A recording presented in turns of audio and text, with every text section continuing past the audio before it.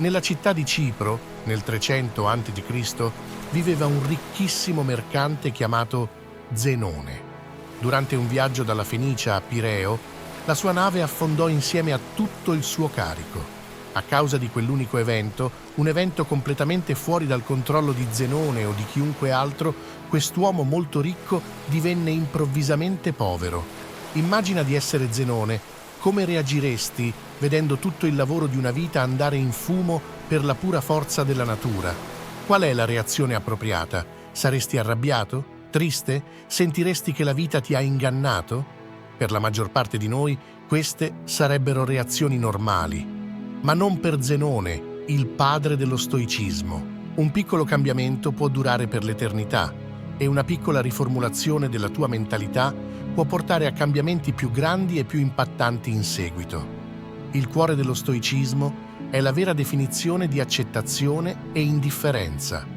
Dopo aver letto le opere di Socrate e di altri grandi filosofi, Zenone creò e insegnò lo stoicismo. Secondo Zenone, anche se non abbiamo molto controllo su ciò che ci accade, abbiamo il controllo su come ci influenzerà e dobbiamo usare questo controllo in modo efficace. Invece di piangere sul latte versato, o in questo caso sui beni annegati, Zenone si concentrò sul mantenere la sua compostezza di fronte alla situazione, rimanendo calmo e neutrale nonostante la sua condizione. Oggi le persone vedono involontariamente gli stoici come individui che non possono essere spezzati, persone che non si lasciano spesso andare agli estremi emotivi, come crisi di rabbia o attacchi di ansia. Ma l'idea originale dello stoicismo era molto più di questo. Piuttosto che un semplice modo per descrivere persone che sono prive di emozioni, lo stoicismo era un modo per vedere, descrivere e comprendere il mondo. Era uno stile di vita e questo stile di vita è durato per secoli. La filosofia stoica può essere applicata alle situazioni odierne nello stesso modo in cui veniva applicata migliaia di anni fa e i suoi benefici sono altrettanto impattanti. Lo stoicismo ci permette di elaborare queste emozioni negative derivanti da esperienze negative e trasformarle in pensieri che ci offrono una prospettiva unica del mondo. La prospettiva è tutto e ognuno nel mondo ha esperienze diverse e quindi prospettive diverse sulle cose. Poiché gli stoici si riunivano, discutevano e insegnavano filosofia in luoghi pubblici, la loro filosofia generale era ampiamente conosciuta. Credevano che i principi stoici potessero giovare enormemente a chiunque e quindi non aveva senso nascondere quella conoscenza dietro le quattro mura di una scuola o nei cortili dei palazzi. Di conseguenza, tutti, dallo schiavo all'imperatore, potevano imparare e diventare stoici, e lo fecero. Alcuni dei più noti stoici del mondo includono Epitteto, il cui nome significa acquistato, poiché una volta era schiavo, Seneca, un rinomato statista, e Marco Aurelio, un imperatore romano e uno degli uomini più potenti che siano mai vissuti. I primi stoici praticavano ciò che predicavano, evitando tutte le forme di segregazione e guidando la lotta contro le disuguaglianze. Hanno persino inventato la parola cosmopolita, che letteralmente significa cittadino del mondo. Quando ora sentiamo quella parola pensiamo a città come New York, Toronto, Dubai e Londra a causa della loro diversità. Questo era il tipo di unità e solidarietà che gli stoici predicavano, anche in un'epoca in cui non era popolare. Le donne potevano liberamente apprendere lo stoicismo e diventare stoiche loro stesse. Allora perché così tante persone adottano lo stoicismo come stile di vita? In un mondo pieno di svolte inaspettate, le nostre emozioni possono tendere a interferire. In realtà, non ci rattristiamo davvero perché ci accadono cose brutte, ma perché ci accadono cose brutte inaspettate.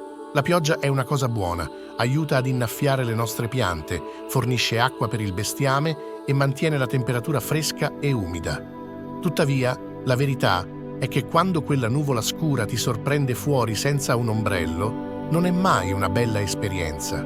Quindi, perché non iniziamo a piangere non appena inizia a piovere? È perché, anche se la situazione è spiacevole, abbiamo imparato ad aspettarci la pioggia.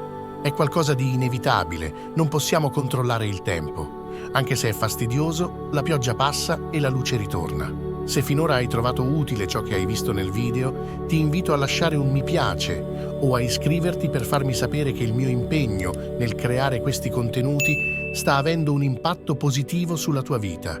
Il tuo supporto è prezioso e mi motiva a continuare a condividere conoscenza e ispirazione. Grazie di cuore per il tuo sostegno. Lo stoicismo ci insegna che, allo stesso modo, dovremmo aspettarci che tutto ciò che di negativo può accadere accadrà.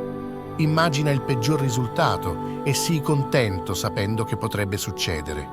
Uno degli esercizi stoici è conosciuto come disagio volontario, un esercizio volto ad aumentare i sentimenti di gratitudine. Dormi sul pavimento della tua cucina, fai docce fredde quando di solito le fai calde, mangia solo patate per qualche giorno, cose del genere. Questo esercizio ti aiuta a capire che, non importa quanto sia difficile, sopravviverai e potenzialmente prospererai se la tua mentalità è giusta. Essere in grado di resistere a queste situazioni scomode prepara indirettamente la nostra mente per future disgrazie. Con lo stato attuale del mondo, dove le pubblicità ci vengono costantemente imposte, ci viene fatto credere che se non abbiamo l'ultima novità, se non abbiamo un certo aspetto o non guadagniamo una certa quantità di denaro, non saremo mai felici. Questo messaggio è più importante ora che mai. Entriamo nel mondo senza sapere molto di nulla. Cresciamo imparando cose a casa, a scuola e osservando il mondo da soli. Il fatto è che molte volte tutte e tre queste fonti di conoscenza ci insegnano in modi diversi. La domanda è: dobbiamo interiorizzare tutte queste conoscenze? Se lo facciamo, potremmo inconsapevolmente impostare aspettative irrealistiche per le nostre vite, lasciandoci alla fine delusi e insoddisfatti. Questo non è un modo di vivere. Dovremmo invece concentrarci sul migliorare noi stessi per noi stessi. Dovremmo fare le cose per noi stessi e solo per quella ragione. Attaccare qualsiasi speranza esterna o legame secondario alle azioni che compiamo porta quasi sempre alla delusione.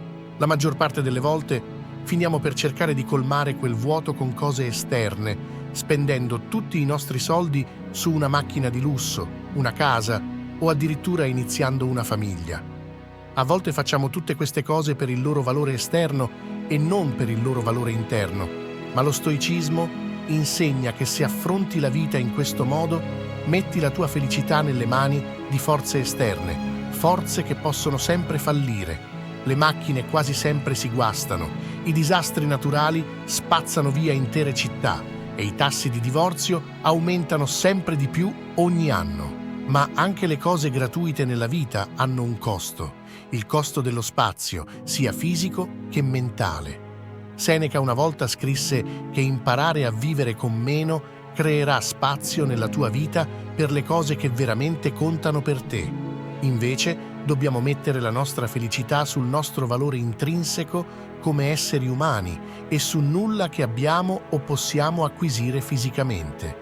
Dobbiamo scegliere di fare del nostro meglio per mantenere la calma indipendentemente da ciò che la vita ci riserva, perché indipendentemente da ciò che vogliamo alla fine della giornata non abbiamo alcun controllo sulla maggior parte delle cose che ci accadono, ma abbiamo tutto il controllo su come reagiamo a quelle cose. Questa è la dicotomia del controllo, il principio più importante nella filosofia stoica. Gli stoici insegnano che dobbiamo imparare a separare ciò che controlliamo da ciò che non possiamo controllare. Dobbiamo determinare il nostro valore non dalle cose che non possiamo controllare, ma dalle cose che possiamo. Sforzarsi verso obiettivi è una buona qualità, ma crollare quando le cose non vanno come vuoi tu, dal punto di vista di uno stoico, è inutile. Creare video su YouTube è decisamente più facile che essere un imperatore romano, ma può comunque risultare impegnativo a volte. Prima di tutto, devi formare la tua idea, il che richiede un'eternità, poi fare ricerche su quell'idea, scartarla perché non va bene, ricominciare da capo, scrivere il copione del video, crearlo, modificarlo, fare il titolo, la miniatura e tutto il resto prima di premere il tasto carica. Tutto fino al momento in cui clicchi carica dipende da te. Tuttavia, una volta cliccato quel pulsante, Il potere passa all'algoritmo di YouTube. Ancora, molte persone giudicano il successo del loro canale YouTube o account Instagram in base a quanti visualizzazioni e iscritti o follower hanno, metriche che per la maggior parte non sono sotto il loro controllo. Gli stoici insegnano che invece dovresti giudicare il successo del tuo lavoro basandoti sulla quantità di sforzo che ci metti e non sul risultato delle tue speranze esterne. Fidati del processo. Pensa a una persona che ha lavorato sodo al suo lavoro negli ultimi 6 mesi. Ora sente di meritare una promozione e così si avvicina al suo capo con il suo rapporto di rendimento. Il capo lo ringrazia, non gli concede la promozione e lui torna a casa pensando di essere un disastro nel suo lavoro. Non considera che il capo potrebbe semplicemente essersi svegliato arrabbiato, qualcun altro potrebbe essere stato più qualificato al momento, o forse l'azienda stava semplicemente perdendo soldi e non poteva permetterselo. Non sa il motivo, ma è ancora sconvolto. Se avesse semplicemente valutato la qualità del rapporto di rendimento che ha presentato, continuando a fare ciò che stava facendo per guadagnarsi la promozione che voleva, avrebbe potuto essere molto più felice complessivamente. Con la giusta prospettiva, il suo obiettivo non sarebbe stato diminuito, ma solo posticipato. Questo cambiamento di mentalità è cruciale. Un vero stoico non valuta i propri successi in base al guadagno finanziario delle proprie imprese, ma trova conforto nel fatto di poter vivere una vita confortevole senza tutte le cose che il denaro può comprare. Queste sono le 4 virtù principali dello stoicismo: saggezza, coraggio, temperanza e giustizia.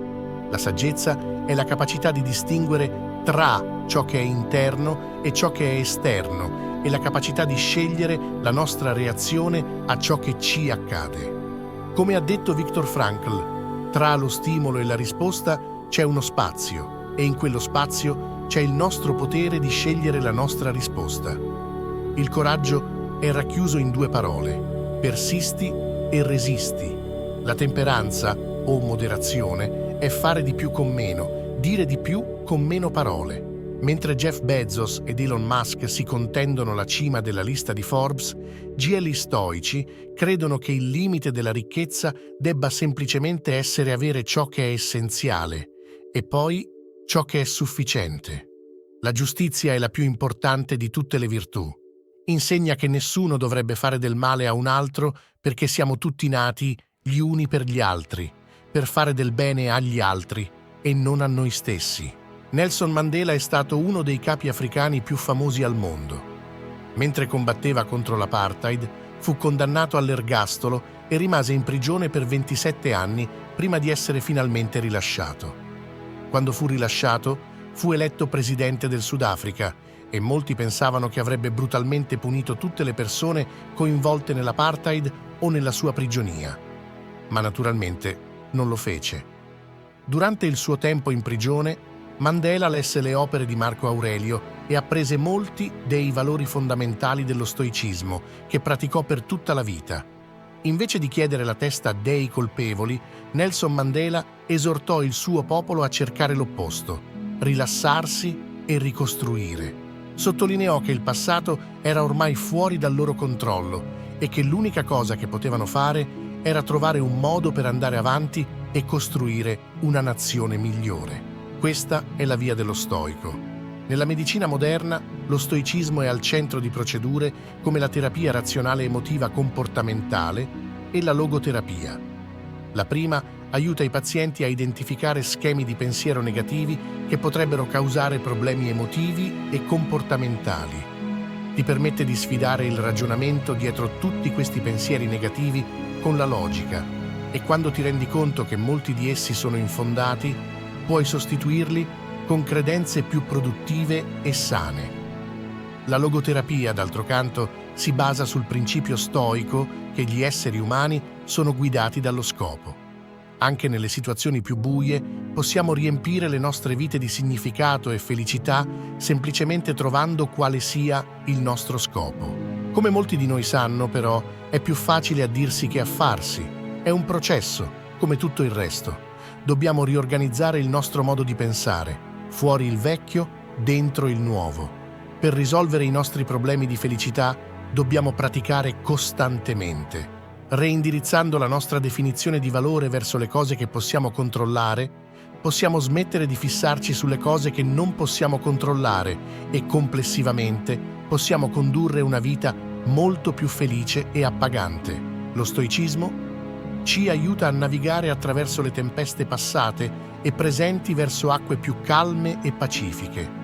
E se la nostra nave affonda e anneghiamo tutti, possiamo trovare pace nel fatto di aver vissuto una buona vita, anche se non così lunga come avremmo sperato.